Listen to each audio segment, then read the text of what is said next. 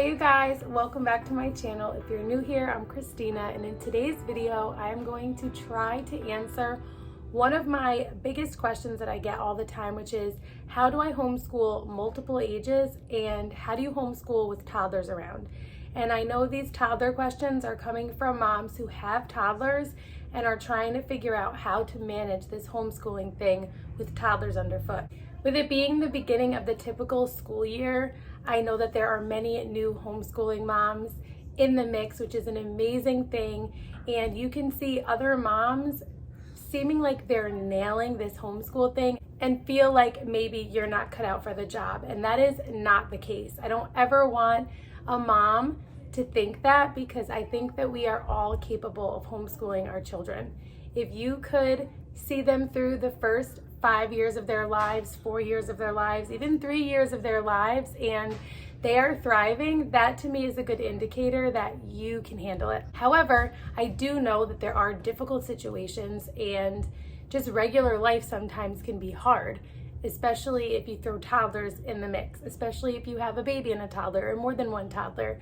If you're new here, I have 5 kids ages 2 through 14. So I have a 2-year-old, a 3-year-old, a 7-year-old, an 11-year-old, and a 14-year-old. So I run the gamut of having like almost every age in my home. And so I have had to figure out ways to make it work for everyone. So I do not have it all figured out, and I am still figuring it out every day as seasons flex and change and the kids go through different stages. However, I have found some things that really help. And so I want to share 5 of those things with you today that you can put into practice, practical tips that you can try out with your children. So little ones want to feel like they're a part of what everyone else is doing. Like, don't we all? None of us want to feel left out. And so one of the ways that I try to make them feel included is to give them attention first. This isn't always easy, as I know many moms tell me that morning time can be pretty chaotic, where everyone is just doing different things, and trying to wrangle everyone together is like a job in and of itself. And so one of the ways that I try to engage my younger kids right in the beginning is to have something set out for them. And so if you are new around here, or even new over on my Instagram, you probably know that I do not have a ton of toys out all the time. So we don't have a toy room full of toys. They don't have a big toy box full of toys. We don't do any of that. I feel like it's overstimulating, and it often has an adverse effect on their focus and being able to play independently and all of those things. And so I prefer to have a select few things out at different times at which I rotate. And I have been testing something out specifically for the last couple of weeks. If you do follow me on Instagram, you may remember me sharing on stories when I got the box in the mail, asking if you guys wanted an unboxing, which I never did. And part of that is because I didn't get around to it, but part of it is because with certain things, I really like to test them out in my home for a certain amount of time before I share them with you, before you take the plunge and purchase it for your home. And so the last few weeks, I have been trying out our first Love Every box. And I've used this in a few different ways that I'm going to share with you. And I'll also share with you, couple of my kids are playing in the other room. We'll see how this goes. And I've used this in a couple of different ways, and I'll share those with you, as well as sharing with you what's in this box. Now, if you're not familiar with Love Every, this is a subscription box specifically for ages 4 and under. And if you've been around here, you know how much I love knowledge crates. However, I've always kind of wished that knowledge crates had like a toddler box, because although my 2- and 3-year-olds can do some of the things in the knowledge crate, they definitely have to be assisted, monitored. They need me to be there right with them. And so it's wonderful. And I love knowledge crates, which I'll talk about in just a minute. But Love Every, when I saw it, I was like, I think this is going to be a lifesaver. And it's been really great so far. And so this is a subscription box that also comes every 3 months, and it's based on your children's ages. I got the free Spirit play kit, and this is for months 34, 35, and 36. So it is research-based, developmentally appropriate toys for the proper stages in your child's development based on their age. And these are quality toys. As I mentioned before, I don't like to bring a ton of things into my home at all, because I don't like clutter. I don't like a lot of plastic. I don't like batteries. I don't like things with lights and sound and all of that overstimulating stuff. These are right up my alley, and I am truly so excited to share them with you. So Couple of ways before I show you what's in here. A couple of ways that I've done this so far is by strewing. I haven't talked about strewing in a while. I used to talk about it all the time, but it's simply the act of setting something out for your kids to discover that will engage them and interest them and that they can jump into independently. It shouldn't need much, if any, assistance for it to count as strewing. And so something that they can just jump into, things like Play-Doh, things like blocks, things that they really can just play with open-endedly that are kind of self-explanatory, or at least they can just explore them when they see them.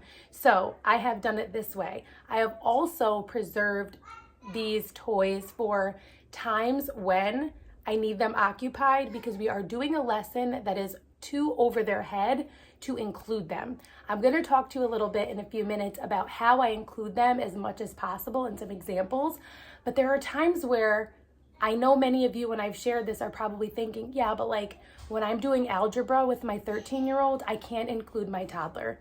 I get it. I totally understand. So that's another thing that I recommend, is having something like these toys that you only pull out during those times so that the novelty doesn't wear off. So it doesn't feel like, oh, this toy again, like I'm not interested. Next. So I want to show you what comes in the box. So what I love is there's this little insert that gives you an overview of everything that's in the box, and I will show you specifically. So there's a little board book. Something that's in here that I have actually been wanting for a really long time, but for whatever reason have not gotten around to it, are these little wooden stacking blocks. I absolutely love these. I could definitely get a whole another set of these. My kids love these. Even my 11-year-old got his hands on these the other day and was trying to figure out all different configurations. These are a wonderful open-ended toy, good really for all different ages, but they come in the free spirit kit that I got. So those are them. This has been probably the favorite out of this kit, and it's this little camper that comes with keys where they can actually unlock and lock the doors. There's this little pop-up up here, and they have loved this. This also comes with 4 little wooden people and their little matching, like color-coded sleeping bags, so they're able to do things like matching and imaginary play and putting them inside of here. They have loved this. This little simple wooden camper has been a hit, so love that. Here are some of the other little sleeping bags and things. So this is not a true unboxing, I guess, because this has been unboxed and played with. But like I said, I wanted to test it out before I shared it with you. It comes with this little tent that they have absolutely loved. So they set up their little tent and their little camper, and their little people are going camping. It's adorable. So there's that.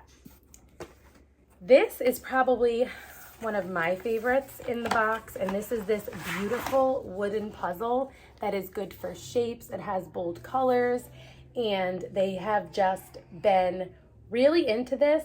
And you can do this in a variety of ways based on your children's level of readiness. So if they need to see it first because it's too challenging for them not to, then they can just take a few pieces out at a time and manipulate them. If you want a challenge for like an older sibling, even though this is like age specific, this box, I try to use everything with all of my kids. You can take all of them out and put them in a basket or put them on the table, and then they have to figure it out, and it makes it more challenging. You could remove one of each of these, and then it's a little bit less of a challenge. So there are a variety of ways to use something like this, which I absolutely love. So this is one of my favorites. I'll show you the next favorite that I have in here. And they loved this too, is this little toy. This little wooden counting box is adorable. So it has all of these little wooden pegs and all of these cards for numbers 1 through 5. And you put the card in, this way. You put the card in here. I can get it on there. You put the pegs in, and then they can open this and all of them spill out, and they just love doing that. And so this is really great for like learning one-to-one ratios and number recognition and counting and all of those things. They've loved that. Lastly, in this box are these little matching cards, and these are really cool because once again, there are a variety of different ways to use these. So you could start with like just one color out of here and have them just noticing the shapes. You could have them sort by shape. You could have them sort by color. You could only do half of the ones that are in here and work up to having all of them. So there are a variety of ways to do that as well. One thing that's really helpful is there is a little booklet that comes in the box. It is on a little plastic ring with all these little cards that shows each of the activities that comes in the box, suggestions for use, like some of the suggestions that I've mentioned to you, information about their developmental stage. I don't know where it went, you guys. My kids already got their hands on it and I will have to track it down. And if I find it, I will do an overlay and flip through it as I'm talking so that you can see it. But it is really helpful. I did read through it and got some ideas, although you don't have to do any of those ideas. You could just give the toys to your kids. However, this has been something that has really helped my younger kids. And so this amount of new toys every 3 months I can handle. Beyond that, I do not like a lot of new things coming into my home as far as toys or really much of anything. So hopefully if you're looking for something like this, Lovevery will fit that need. I will link them down below for you. If you have younger kids like I do that you've been wishing were just old enough for Knowledge Crate and they're not quite there yet, Lovevery is perfect because they go up to 4 years old.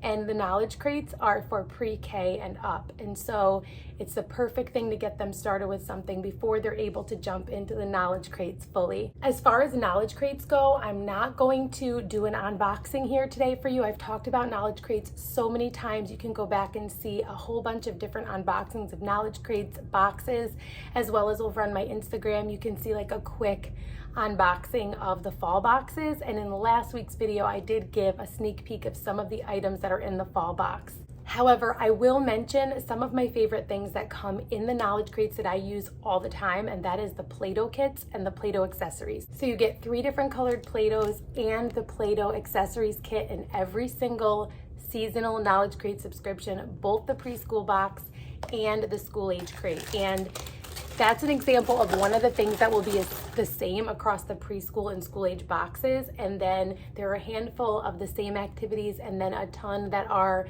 different and more age appropriate or age-based skill level activities.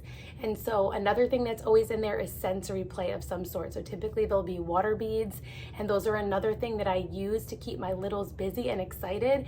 So if I have a new unit that we're starting, or I have a part of a unit that I really want my kids to be able to focus on, my older kids, but I want my littler ones to feel included, then like say we're studying oceans and I'll do an ocean themed sensory bin. That's what I did from the summer crate. If you remember, I shared that a while back. I did the blue water beads, and then I put the different whale and shark figures that came in the Knowledge Crate in that bin for my younger kids to play with while I was teaching my older kids. So hands-on activities, subscription boxes are one of the ways that I have found have really made a difference. This eliminates me having to plan out activities or to gather things that I need for these activities. They are all set and ready to go. Another way that I manage to homeschool with toddlers underfoot and multiple ages is to do unit studies. We absolutely love unit studies because we can do family style learning, one room schoolhouse style learning, where we are all learning together about the same topic but at our level. And there are so many different unit study programs out there that you can try, because you may like one and not like another. So all unit studies are not created equal, and all unit studies might not be the right fit. But I do think that every family could find some type of unit study that works for their family, that incorporates all of their children and the family is learning together. The easiest way, the most low-risk way to jump into unit studies is by taking advantage of mega bundles. And I know I've shared about these so many times, but today is the perfect day to share about them again, because the fall mega bundle launches today at 3 p.m. Eastern Standard Time, if you're watching it when this video comes out on September 14th. And I am so excited about this mega bundle because this is another bundle that I've contributed on, and I'm gonna give you a sneak peek at the unit that I contributed to the bundle, which has some examples about how to include different ages while you're homeschooling. So I wanted to give you a combination of ways that you can keep your younger ones busy and engaged in a healthy way other than TV or tablets, like the Knowledge Crate and like Lovevery. But I also wanted to give you guys some ways that you can engage them in learning together with your family. So before I show you my unit, I want to show you an example of the way that I put things together, because that is another thing that I get asked about all of the time. And so one of the books that came in the school age crate, which I shared last week, is the book Packs. And this is a read aloud that we have selected to do this fall as a family. Some of the books for the crate my kids will do as independent reads, like Unplugged was a book that came in the school age crate, and my 11-year-old has already read it. I think he read it in 2 or 3 days, cover to cover, so that's a sign that he was really into the book. We plan to read Packs. It's been on our list for a long time, and I want to share with you a couple of ways that I'll incorporate activities from knowledge crates for my younger kids, as well as some things from the mega bundle. So Packs is about a fox, if you're unfamiliar with it. And one thing that I found in this mega bundle is this little fox life cycle activity. So I didn't print out the posters yet because I'm going to print them on cardstock, but there are posters and little cards to make a mini book. And then these simple cut and paste activities. So for my 2-year-old, I'll pre-cut them and just give her a glue stick because she loves that. And then for my 3-year-old, he likes to do the cutting on his own, so I'll give it to him just like this, and he can do the cutting and the pasting. And then my 7-year-old will probably want to do it as well because she really likes stuff like this. So just an example of how to use mega bundles is to treat them like a buffet. So when I go to a buffet, which isn't very often, I do not think to myself, how am I going to make sure that I use or eat everything in this buffet to get my money's worth? No, you just eat enough to feel like it was worth it, right? And that's the same way that I approach mega bundles. I don't set out to use everything in the bundle. I don't feel like it was a waste if I don't use everything in the bundle. It's just silly. No one's going to use everything in the bundle. However, if you feel like there are enough activities that you can pull to either enhance the learning that you're already doing, or to include different ages in what you're already doing, or to just find new units and studies that you want to do with your kids, then it's totally worth it. And I find that it's totally worth it. So that's just one example of how I plan to do that. So when we're reading Packs, my younger kids can be doing a little cut and paste activity. Also, that comes in the school age and preschool crates this month, which I did share in last week's video because I'm so excited about it, are these little woodland animals and the little fact cards. And so what I would do is just set out the Play-Doh and some of the animals, and they can try to act out some of the scenes from the book quietly, hopefully, while we are doing a read aloud, because a lot of people mention, like, how do you do read aloud with toddlers? Sometimes it's insane and they're trying to crowd surf and jump off of things. But I try my hardest to do things that will engage them, keep their little hands busy, and also feel included in what we're doing. October is Tree Month in Nature Study Club, and there is a tree week in Exploring Nature with Children. So we have tons of tree books, and we'll be doing lots of tree studies. And so for all of my different age kids, I printed out this life cycle of an oak tree, and then a similar cut and paste activity to go along with that. So this is just a simple example of something, not using the entire unit study, but just using some of the activities to go along with stuff we're already doing. If you're like, I already have my whole year planned, like that's not going to be helpful to me. Maybe there are things in there that you can do to enhance hands-on learning or implement some fun into the activities and units that you're already doing. The only other thing that I've printed so far, and I definitely plan to print more, are these little continent tracing sheets. One of our goals is to work on geography, not as a separate subject. I've shared before that we are doing it through missionary stories and studying missionaries that served in different countries and then learning about the countries that way. And I just thought that this would be a really cute addition for them to kind of engage with the shapes of the countries instead of just having to do it freehand, especially for some of my younger kids. This will be really helpful. So I did print out 3 sets of these actually for my oldest 3 kids, because I don't think that my 3-year-old is going to be quite ready for this, but he's probably going to want them, so I'm probably going to print them. Anyways, I also wanted to share that we're going to read Charlotte's Web. If we don't get to it this fall, we will do it in the spring. However, the mega bundle, I noticed, does have a whole little spider unit, which would pair perfectly with this book. So I definitely will be printing that when we do Charlotte's Web. Okay, so now for my unit that I've created for this mega bundle. If you saw what I created for the fall book club, it was a little unit on Little Acorn, and it was more geared towards ages 3 through 5 or even 3 through 7, with a couple little activities to engage older kids. This unit is kind of the opposite. This unit I have created for middle elementary through high school, and then I've included activities to engage younger kids. And so I always create things with my own kids in mind, knowing that other families have multiple ages as well. Sort of as a follow-up to the last unit I created for the last mega bundle, which was on the Adirondacks. And I did this one on the Hudson River. And the way I chose to print it, you can print it and organize it any way you want, is I made like a teacher's guide version, and then I printed all of the independent work just separately, and I'll show you that in a minute. So inside of here, you will find suggestions for use for different ages. You will find a suggested book list, which is not required, but will greatly enhance your unit, with QR codes to link very quickly to these books. I will show you that I did take a bunch of them out from the library, so that does not need to get expensive. So I grabbed the raft, which is on there. My 2-year-old just woke up. She's gonna come down the stairs crying in a minute. A Journey into a River I grabbed. River of Dreams, which is specifically about the Hudson River, so I'm really excited about this one. What is a River? And then River, which is also about the Hudson River, that I'm super excited about. So lots of literature-based learning in this unit. There's a table of contents that shows you exactly what's in here, a map of New York, which shows the Hudson River, and then there are just different ways to learn about the river, about its depth, about where it's located geographically, about whether it's a river or an estuary or both, about the ecosystem. There are a bunch of QR codes in this unit because I finally took the time to learn how to do that. So there will be lots of additional ways to deepen and expand the learning for different ages in this unit based on using those QR codes, different websites and activities and videos. All about the striped bass. This is a really fun interactive activity, Name That Fish. This is all about the history of the river. This is all about the ecosystem and how it's been threatened. And then this is teaching kids to do some analysis and some persuasive argument. And so they will write a persuasive paragraph after watching a video and reading an article about the topic. And for older kids, they can always develop that into a longer essay. There's some information about restoring the river, and then the river's rich art history, which I thought was a cool inclusion.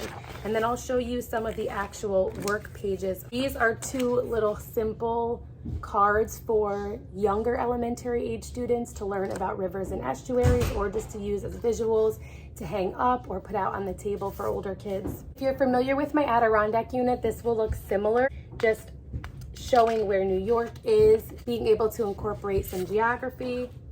Then they have a map of New York that they will fill in. This is the persuasive paragraph. These are not in order, but if you print them in order, they will be in order. I just have them all out of order. So there's a KWL chart, like what I know, what I want to know, what I learned. And I have multiple copies of these because I actually do plan on doing this with my own children. So that's why you'll see doubles of things. There is scripture copy work and different levels of that. So obviously this is optional, but I tried to include this with all of my units. So different ages, some can trace it, some can write it on their own. And then there's also other copy work levels. So just writing out the definition of what a river is. For a little bit younger kids, just tracing and writing some of the words used in the unit. And then lastly, for our littlest learners, there is a tracing of the letter R and a little river picture to color. And then even a step down from that are these coloring pages for fish. This is probably for a little bit older kids, although I'm sure younger kids would not mind trying to color it, and river. So this just barely scratches the surface of everything that is in the fall mega bundle. There are tons of fall related activities that I have not printed yet, that I'm not sure if I will because I already have so many fall activities planned. But there is a science Guess Who. So there's a periodic table Guess Who. And we don't have the game Guess Who, but I kind of want to get it just so I can use that game. It is so cool. I will try to pop it up right here. There are math activities, there are nature study activities, so many different fun ways to engage all different age kids on all different topics. It is definitely worth your time at least to go check it out. So I will link it down below for you. There's also a freebie available that you can grab whether you get the bundle or not. And there is a free I Can Homeschool e-zine available to you as well. I wrote an article for volume 1. If you missed that, you can still get it. And I also wrote an article for this volume 2 that is available to you now as well at that same link below for the mega bundle. So you can grab the freebie, the free I Can Homeschool e-zine that has a handful of homeschooling moms that have written about a variety of different topics. And you can also check out the mega bundle to see if it's something that would be useful to you in your homeschool. The last thing that I want to share with you as a tip for how to homeschool multiple kids, how to homeschool with toddlers underfoot, is to get outside. This goes for any age. This goes for any age kids, for any combination of ages and number of children that you have. I feel like this isn't breaking news, but if I'm giving you my honest advice for how I do it, how I make it work, there are many times where we have started off school and things just seem to be going in a frustrating direction, or it's just not working out, or it's just a beautiful day and we want to be outside. And I just say, guys, pack up your stuff, let's go. Or I might just say to them, put your shoes on and grab a bottle of water, and I will gather up our school stuff and get in the car and let's go to the park. Let's go to a nature trail, even just out in your backyard. We do a lot of homeschooling right on our back deck. I do lots of one-on-one independent work with my 7-year-old on our front porch in the rocking chairs. Just feel free to not have to be in a homeschool room, to not have to be at your kitchen table. I know for us, when I feel myself getting frustrated that everyone's not sitting around the table, and why won't everybody sit at the table? Little kids were not meant to be able to sit still at a table in a chair for long periods of time. Even older kids, not so much. And so getting outside in nature, switching things up, we'll sit down at a picnic table and we'll do a lesson or a read aloud, and then I'll say, like, let's go for a walk. Or we will sit down on a blanket and have a snack and do a couple pages of our lessons there, and then say, go play on the playground for a little while. That works so much better for everyone, and you're out in the sunshine, in the fresh air, getting vitamin D, they're getting their energy out, and no one feels like they're confined, having to be inside and having to sit at a table. Now, I know this doesn't work the same way in all seasons. However, if it is nice enough out to be outside, even if we're a little bundled, we are getting outside. I definitely had a day last week where it was an epiphany moment, although I've been there so many times before, where we're sitting at the table and I felt myself getting more and more frustrated, and I looked outside and I'm like, it's beautiful outside. Like, why are we inside right now? And I did exactly what I told you, where I gathered everyone up. We went to the park. We read about oak trees on a bench under an oak tree. We actually read about bees pollinating in our nature study lesson for that day and watched bees pollinating flowers. These are things that are not hard to find in nature. It's not groundbreaking, but you can't see it inside. And so we learned about dragonflies actually in that same nature study club lesson. And then we saw a whole bunch of dragonflies mating over this pond. That is where the real learning comes to life. That is where you're like, this is why we homeschool.